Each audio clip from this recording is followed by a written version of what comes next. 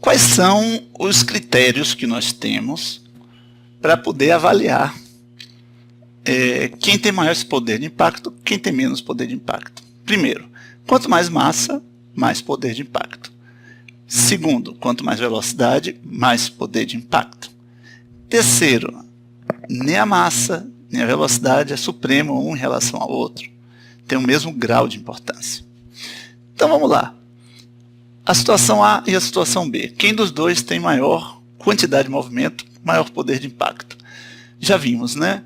Esse tem a metade da velocidade, mas tem o dobro da massa. Isso quer dizer que a quantidade de movimento de A é igual à quantidade de movimento de B. Agora, esse daqui, quem a gente vai se prender para fazer uma boa comparação?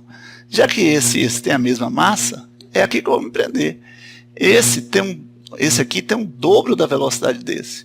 Então, como tem a mesma massa, a massa não vai produzir a diferença do poder de impacto. Quem vai produzir a diferença do poder de impacto é a velocidade.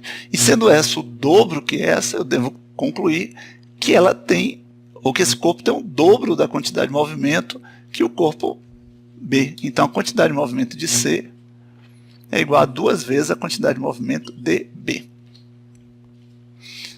Agora, olha para cá e quem eu vou usar como comparação, né?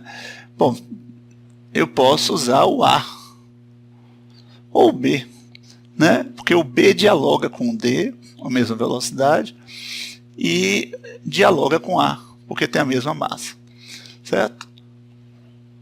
A gente já fez a comparação de mesma massa, né? E dá para perceber, claro, que o A tem um dobro da velocidade, com a mesma massa, tem um dobro da quantidade de movimento. Mas podemos também comparar com B, que tem a mesma velocidade, e esse tem um dobro da massa. Então o B tem o dobro da quantidade de movimento que o D. Mas o A e o B têm a mesma quantidade de movimento. Então, na verdade, a quantidade de movimento de D ela é metade da quantidade de movimento de A. Meio, né? Vou botar 0,5. Então, a quantidade de movimento de D é metade da quantidade de movimento de A.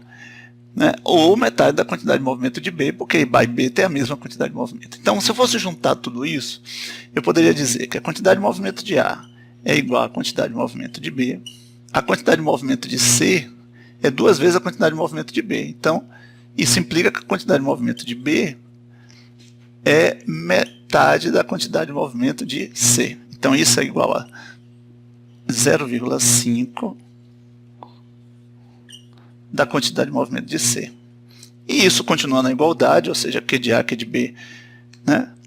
Se eu aqui colocar Q de A é só... se eu multiplicar por 2 aqui nessa equação, aqui vai ficar 1 e aqui vai ficar 2. Né?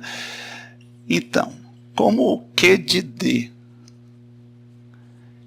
é a metade do Q de A é o dobro do Q de D. Então, Q de A é igual a Q de B, que é igual a metade do Q de C, que é o retadão, que é igual a 2 vezes o Q de D, que é o retadinho, ou seja, o acabadinho, o pequenininho, o mais fraquinho. Então, essa seria a relação que seria verdadeira.